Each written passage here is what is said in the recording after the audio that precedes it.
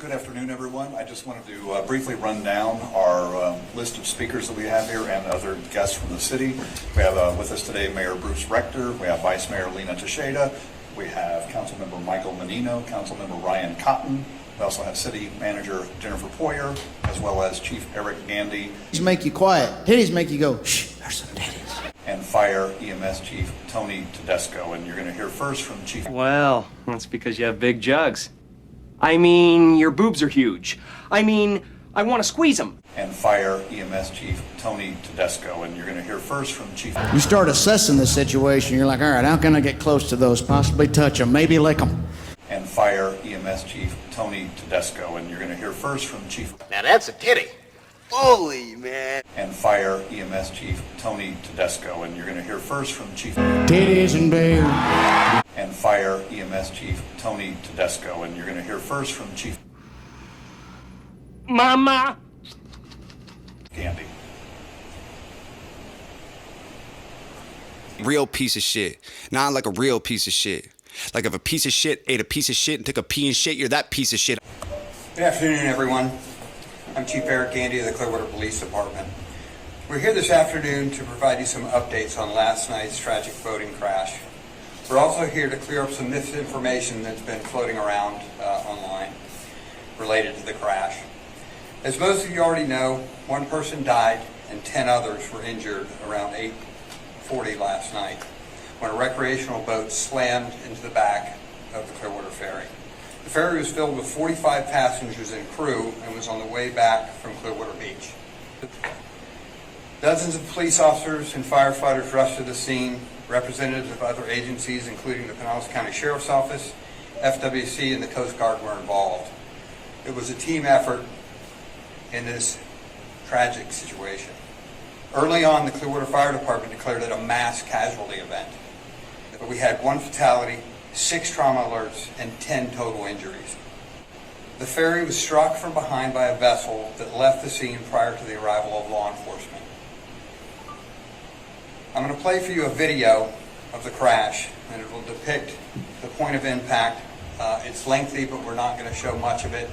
It's enough to suffice that we'll show a few seconds of this video that will give you some perspective on how this crash occurred. Go ahead and play that, please.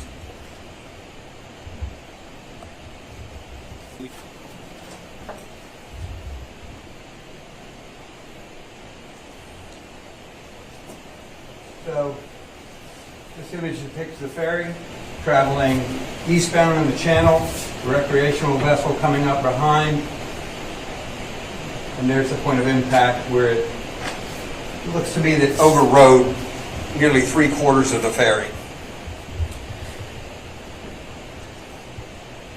So that vessel left after the crash. Pinellas County Sheriff's deputies located about 3.5 miles south by the Bel Air Causeway. The operator and the passengers were on board that vessel. So FWC is handling the crash investigation. The United States Coast Guard is handling the administrative investigation involving a U.S. Coast Guard inspected vessel, is which the ferry is. Thank you, Chief. Major Evan Laskowski with the Florida Fish and Wildlife Conservation Commission, and that's EVANLASKOWSKI. So last night we responded to the accident involving approximately a 37-foot recreational center console vessel ramping up the stern of an approximately 40-foot commercially registered vessel with approximately 45 people on board. It was a very dynamic accident scene involving several different locations. The recreational vessel ended up at the Bel Air boat ramp, as the chief stated. The commercial ferry ended up on a sandbar, and then we had several different victims transported to 4 different local hospitals.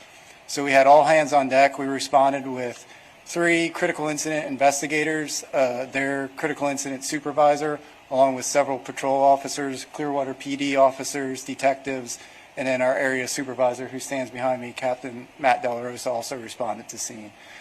We seized both vessels as evidence as part of this investigation, and we're continuing to conduct interviews and review relevant footage of the incident to aid in our investigation.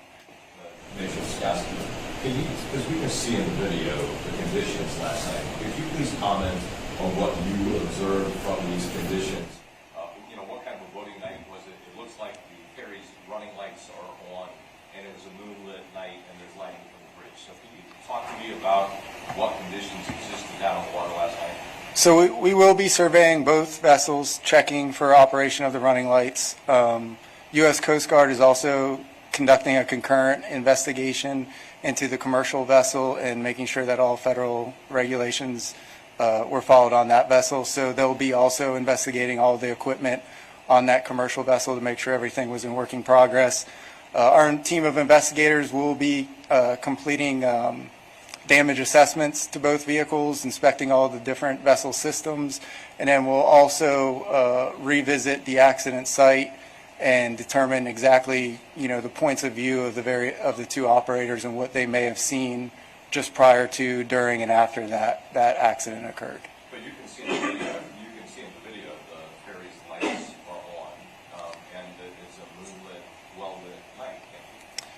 It would depend on which direction you're traveling. Sometimes if you're an experienced boater and the moon is behind you, you've got great visibility. If the moon's in front of you, not so much. So it's a preliminary. We'll be, identifying all of that through our investigation. What's the status of the recreational boat driver? Has he been cooperative? What's his status right now? What's his identity?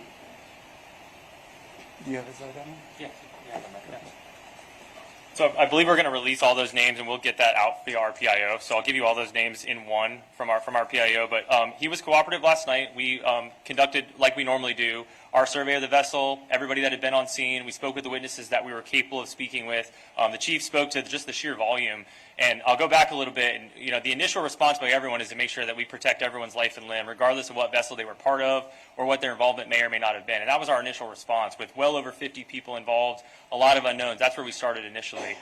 Once we were able to file back from that, we were able to try and piece in part which persons belonged with which vessels, and began our survey of those accidents. And the chief mentioned it as well. Vessel accident investigation is very different than vehicle accident investigation. You're dealing with a dynamic environment. Tides and winds shift everything around.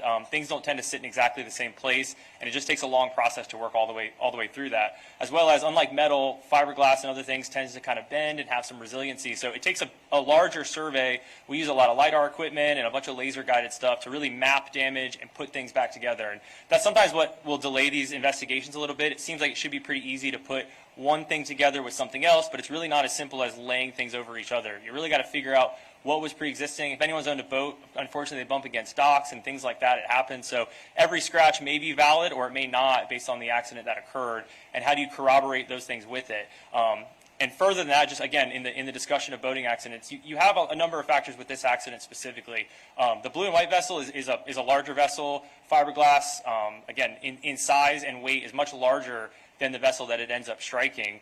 The vessel it does end up striking has a much lower freeboard. It sits lower to the water, and those dynamics can kind of cause some of those ramping effects, things to both land and separate at the same time. So you get a lot of factors in there, and that can lead to injury and everything else in between. So if that answers your question, again, we'll put out all those names specifically, but that's sort of the investigation in a whole. You said the boat captain was cooperative, but my understanding is at the scene that several witnesses told me that he declined a field sobriety test or a breathalyzer. Is that accurate? So that is not accurate. So the captain voluntarily submitted to a breathalyzer, and there was no alcohol determined in that breathalyzer sample. It read 000 based on the certified breath test that was given to the intoxilizer. Is anyone in custody? No one's currently in custody at this time. I've seen a Seminole program where another individual was detained. Was that related, and if so, how? I'm not aware of anyone being detained at Seminole Boat Ramp. I know Seminole Boat Ramp was the staging point for all of the EMS units, and the large majority of the patients were brought there, triage, and the chief could speak to that as how they triaged them. But I don't know of anyone being detained at that boat ramp, at least from our standpoint. And if Clearwater detained anyone there, they could speak to that. Have you seen, I know Chief Andy said that the boat overrode the ferry about 3/4 of the way. Have you seen something like this happen before? Can you talk about the severity of this? Unfortunately, these accidents happen all over the state. This isn't the first. I hope it's the last. I don't know that it will be, but unfortunately they do occur. I saw the damage to both vessels extensively last night, and that video depicts it very accurately. There was definitely a point where both those boats were fully entangled, and a large amount of damage resulted to the ferry boat as a result of that entanglement. There's been no restriction on speed other than safe operation, but there's no slow speed or minimum wake applied to that area. They were quickly approaching one, but where they were was not slow speed or minimum wake. Clarify, is it correct to say that the boat did not stay at the crash scene, but it's not determined yet whether it's being investigated as an actual hit and run? It is safe to say that, yeah. There's evidence that shows that the vessel did remain there for a period of time and then ultimately ended up at the Bel Air boat ramp separate from the accident location. That is an accurate description of what occurred. Can you describe that area when it comes to boat traffic? Is it typically very busy? And then also, can you talk to us about, is it normal for the ferry to have that many people on it on a Sunday night? I can speak to that a little bit. That's an exceptionally busy area. It's an intersection between the egress point from Clearwater Marina, where all the commercial operations occur, and the Intercoastal Waterway. So it's exceptionally busy, and as was mentioned earlier, it becomes an idle zone once you move out into the ICW. In terms of ferry capacities and all those things, that's an answer for or question for the Coast Guard. They evaluate all that. It is an inspected vessel.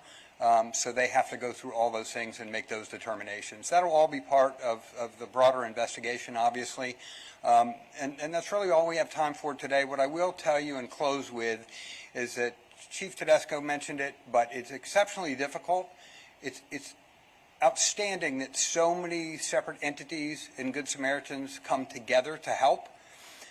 But communication becomes challenging when one victim is in a Coast Guard vessel, one is in a sheriff's vessel, one's in Clearwater police vessel, 4 have walked to shore.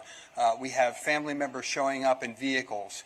So I think at any kind of an event like this, that's probably the biggest challenge, is coordinating your resources. And as Chief Tedesco mentioned, we try and establish a unified command early so that we can share those communication efforts and understand the big picture. Now, what changed with this a little bit is the other vessel is 3.5 miles away in another jurisdiction.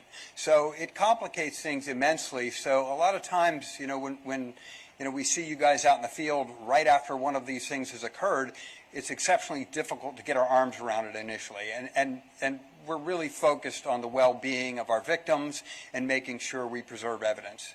So thank you very much for coming.